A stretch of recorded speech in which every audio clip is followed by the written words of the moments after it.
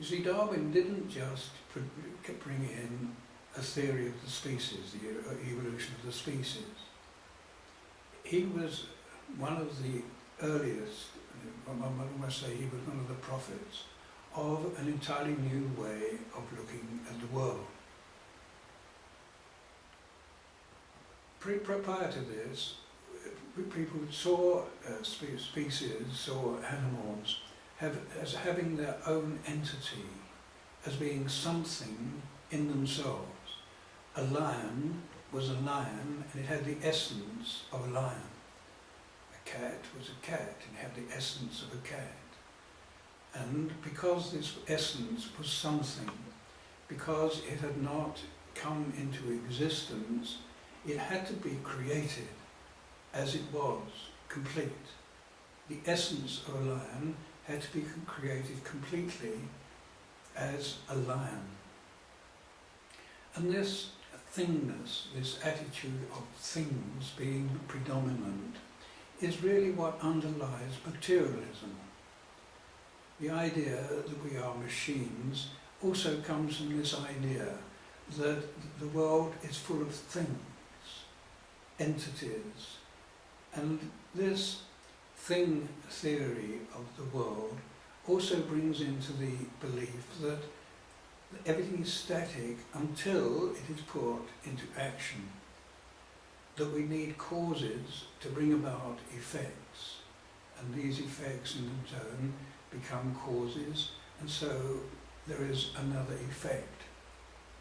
And this cause-effect, materialist, thing attitude necessarily implies the idea of machines, that everything is a kind of cog that fits into this clockwork which we might call the world.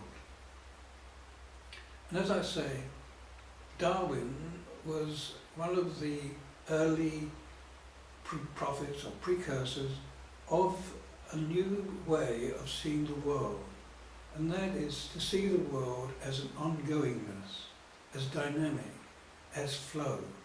Species come into and go out of existence. We saw the same thing with Freud.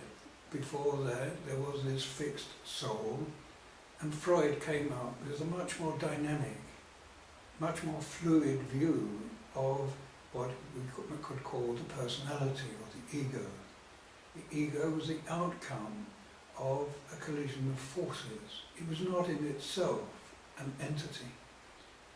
And Karl Marx, he brought in a view of history, which also was a dialectic, ongoingness, a continuous coming into and going out of existence.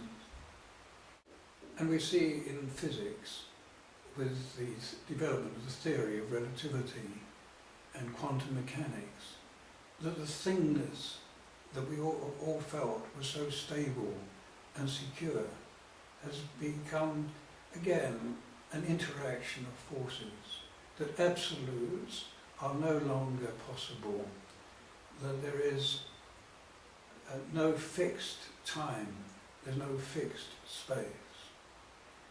And so we see that this view of impermanence, of no thing, of no self, that is inherent in Buddhism, is also inherent in this new world view.